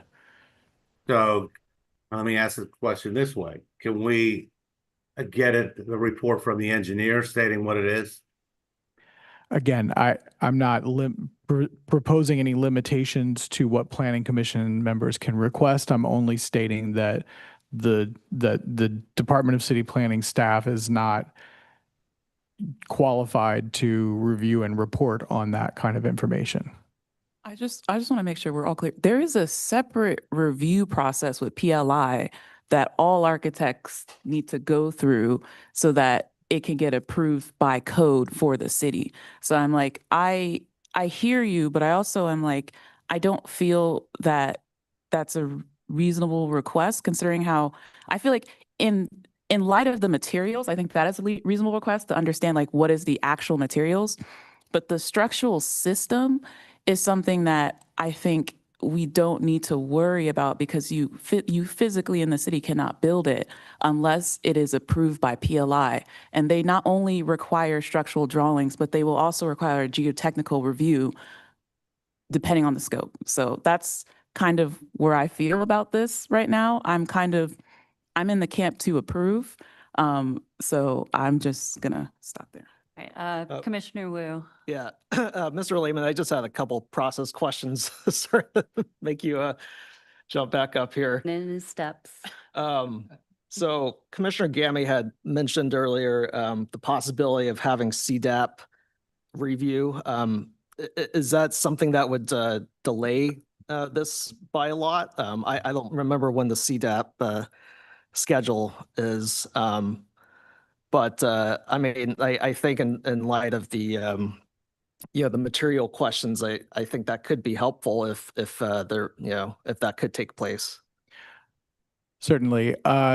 There would be two paths to having this proposal go to CDAP. One would be for the commission to request that prior to taking a final action. The other would be to just condition your approval upon review and consultation with CDAP and staff to, apply those recommendations. Does that satisfy your questions? Great. Okay, Yeah. so we still Commissioner have Massa, do you want to specify your motion then, maybe? A little bit more? Clarify, I mean. We could amend the motion to do that. I have no problem with that. Well, you don't even have, just propose it in a different way. Because we're not ready to amend it. If you're the motion, the person who makes the motion, so you can propose it any way you want to. Make a motion. Yeah, I'm sorry.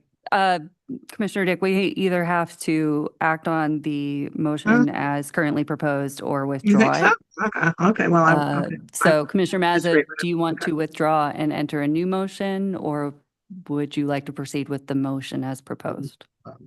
Thank you. I would like to append my motion, okay, to say that send it back to CDAP and see the materials. How about that? Is that okay? So we have a motion on the floor to require the applicant to go to CDAP before coming back to Planning Commission. Do we have a second?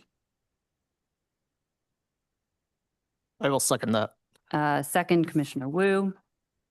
All right, so I will do a roll call. Commissioner Blackwell, Aye. Commissioner Burton Falk, Aye. Commissioner Dick,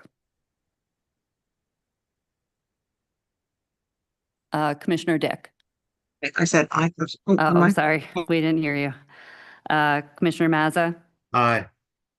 Commissioner Gammy, Abstain. Commissioner Neal, opposed. Opposed is what I meant to say. Opposed. Okay. All right.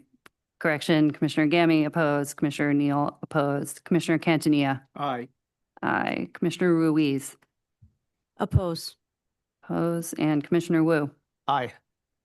Okay, so the ayes have it. That is 1, 2, 3, 4, 5, 6. 6 commissioners have voted to have the applicant go to CDAP and then come back for another hearing in action.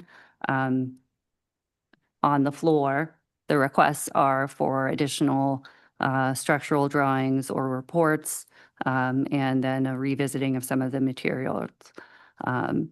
So please coordinate with staff and we will see you back here after that time. Commissioner O'Neill, wait. I'm sorry. I thought this was. Did you Yeah. include that they would bring samples of the materials? Is that I what you didn't. just said? I did not. So that is a request as well. And Commissioner Burton Falk?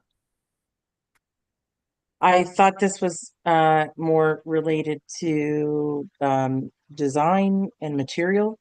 I thought that's what the motion, but I could be wrong. My Yeah, apologies. I'm just kind of putting out there for the applicant that the request was to go to CDAP for the review of the design and then reiterating some of the questions or comments from the other commissioners. Clarify for myself. Yes. Since we've already done the dam and have approval, and we went through River Life and have their approval for materials and the design. So now we're asked to go to CDAP. If we get their approval, then we have to come back and also seek the approval of the commission before being able to. Just, yeah, to clarify, CDAP is a recommending body, and I don't know that you would need their approval or recommendation, but you would be scheduled to come back here for another hearing and action. All right, thank you. Thank you. And I would just encourage you to work with staff for all the comments. Thank you so much. Okay. All right, so we are now moving on to our third hearing in action. This is DCP-HN-2025-00110. And this is the Schenley Park Historic Nomination, which is located in South Oakland, Squirrel Hill South, Greenfield, Squirrel Hill North, Central Oakland. My agenda says Ms. Quinn will be here, but that is not correct.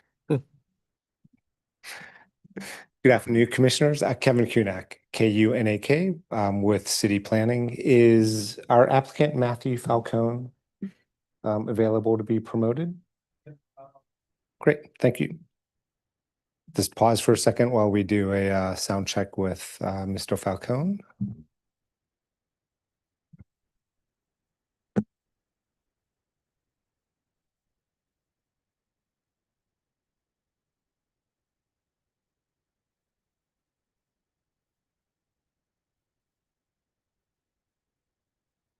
Mr. Falcone, can you do a sound check?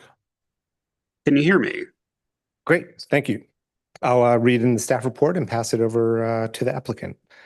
So this is historic nomination DCP HN 2025-00110, filed on April 26th, 2025 for the historic nomination of Schenley Park. The development activities meeting was held on April 1st, and then a summary of additional meetings. The Historic Review Commission in the meeting of June 4th, 2025, affirmed the determination of reasonable clause for this nomination to move forward. And per Title 11, specifically 1101.03G, the Planning Commission shall consider effects of designation on adjoining properties and surrounding neighborhoods within the framework of established planning, development, and land use objectives for the city of Pittsburgh. And the recommended motion is that the Planning Commission votes to provide a positive recommendation to City Council for this nomination. With that, I'll pass it over to our applicant to make the presentation. Thank you. My name is Matthew Falcone. I live at 417 Lockhart Street. I'm here representing Preservation Pittsburgh, who brought this nomination forward in partnership with the Squirrel Hill Historical Society. If you could move to the next page, please. Thank you. I think most of us are very familiar with where Schenley Park is. Next slide. Within the city, it sits within the neighborhood of Squirrel Hill. Although, because it is such a large park, it very much borders on several other city neighborhoods. Next slide. What you have here is a site plan of Schenley Park. While the boundary of the historic resource is outlined in red, I will note that the upper left in Schenley Plaza is actually not part of this nomination, but has long been part of the historic district for Oakland Civic Center. The boundary matches that of the park itself. Next slide.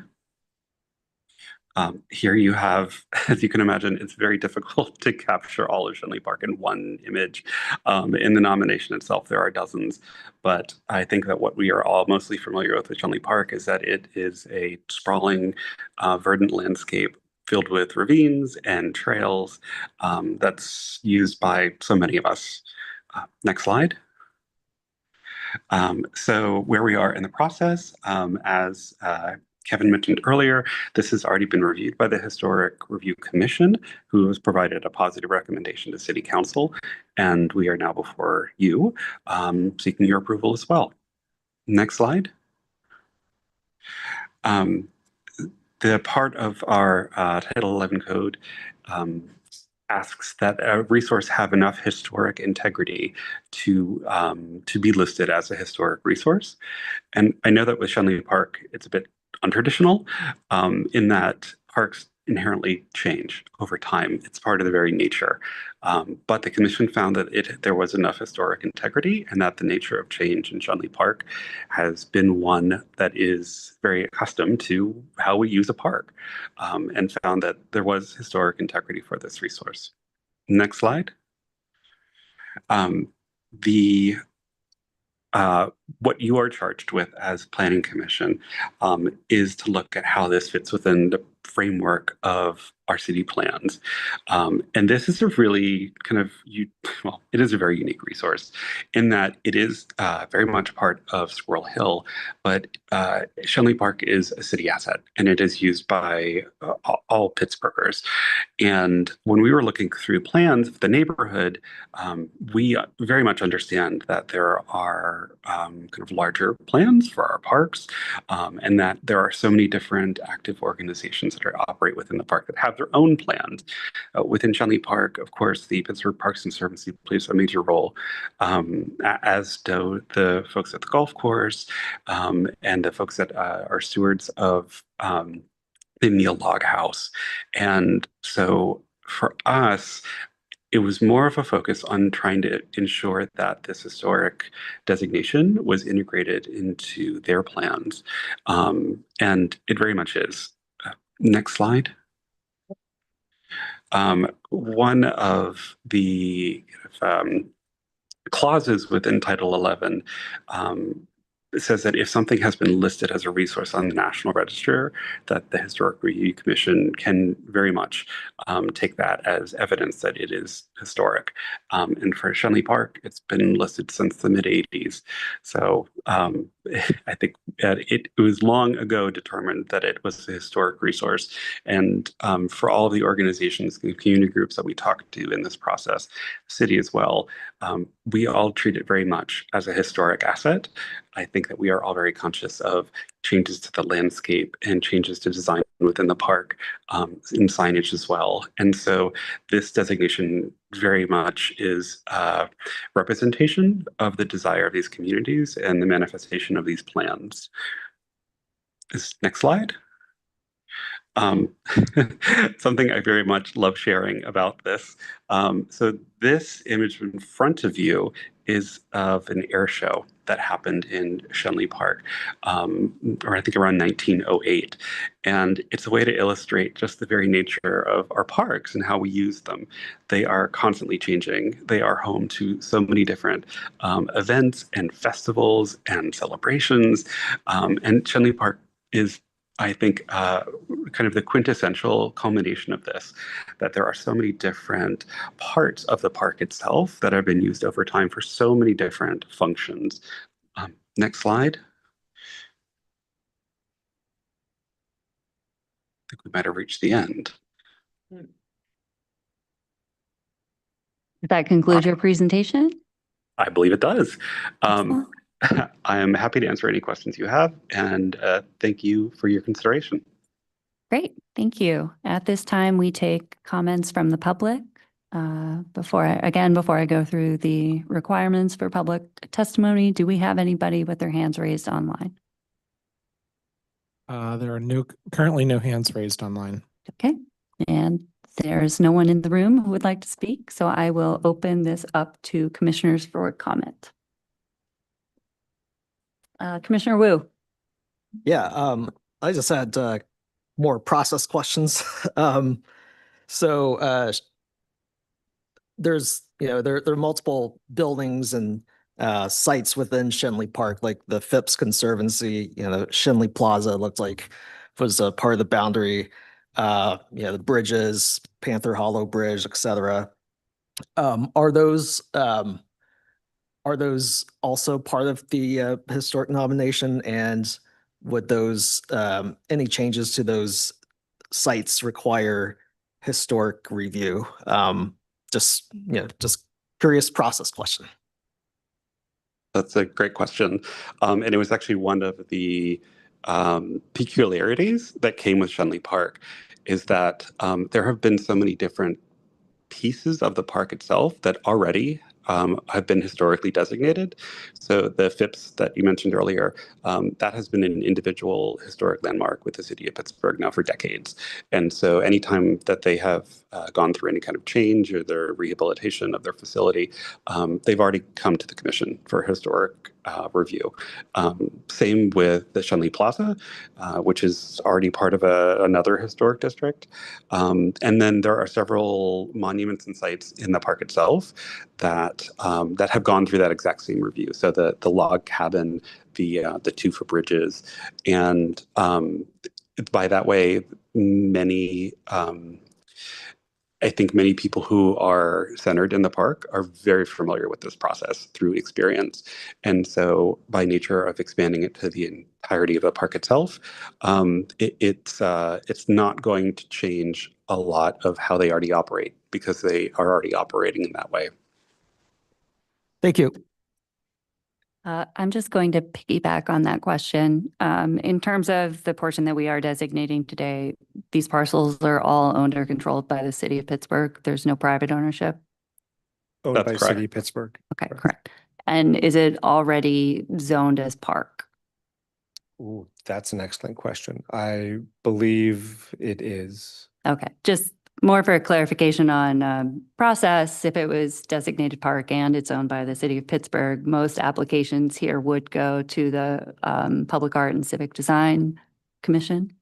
That's a good question. So there is a provision within the Public Art and Civic Design Commission that if an intervening commission is in review, such as Planning Commission or the Historic Review Commission, it does not need to go to the PACD Commission. Okay, so really we're kind of just shifting the reviewing body, but already any activities or changes would be reviewed now. It'll just shift to Historic Review Commission. Correct. Okay.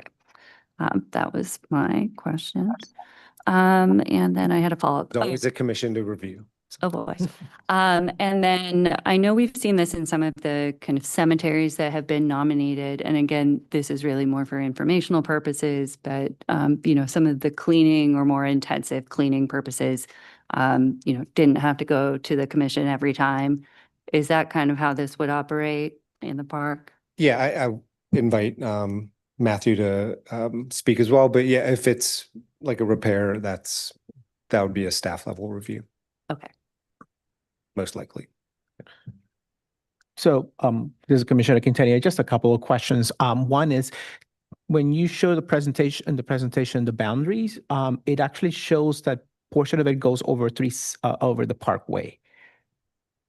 Does that mean part of the parkway is also the highway? Does that mean that we're also nominating part of the highway? No. No. Okay, just making sure. It's a really good question. And because it's Pittsburgh, right? So we all have to think in 3 dimensions. Oh, got it. No, it's just the land that's under the parkway, but not the parkway itself. It's not a historic asset or contributing resource to this. Okay, and Matthew, what about, and for example, I know the playing fields, they just have new lighting installed and all that good stuff. I mean, does that in any way hinders the repair of the playing fields or the golf course? Like all those amenities that have to be updated sometimes, or they still have to go through a review commission? Right. It depends. For repairs and upkeep, not necessarily, because everything is more or less being done in kind. For kind of substantive changes.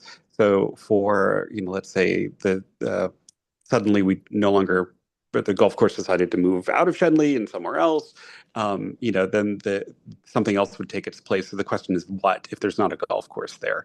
Then we would defer to like looking at some kind of landscape that would be representative of, of a golf course. So we wouldn't look to like reseed it with trees. We would look to keep it as kind of a grassy knoll. So, and there are parts of the park that, very much speak directly to its history, and there are others that do not.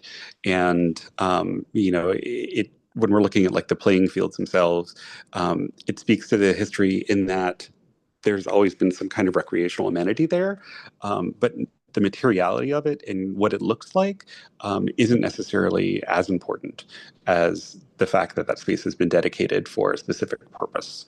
Right. Okay, thank you. Are there any other commissioner comments? Hearing none, do I have a motion to recommend approval of the historic nomination? So moved. So moved, Commissioner Dick, second, Commissioner Cantania. I will do a roll call. Commissioner Blackwell? Aye. Commissioner Burton Falk? Aye. Thank you. Commissioner Dick? Aye. Commissioner Mazza? We may have lost him. Commissioner Gammy? Aye. Commissioner O'Neill? Aye. Commissioner Cantania? Aye. Commissioner Ruiz? Aye. And Commissioner Wu? Aye. The ayes have it. We are recommending approval of the historic designation. Thank you so much for the presentation and answering our questions. Have a good day. Thank you, commissioners. And that concludes our hearing and action portion of today's agenda. Next up is the director's report. Do we have a director's report? We do not. Oh boy, great. Do I have a motion to adjourn? Motion, so moved. Second, all in favor? Aye. Thank you, everybody. Thank you.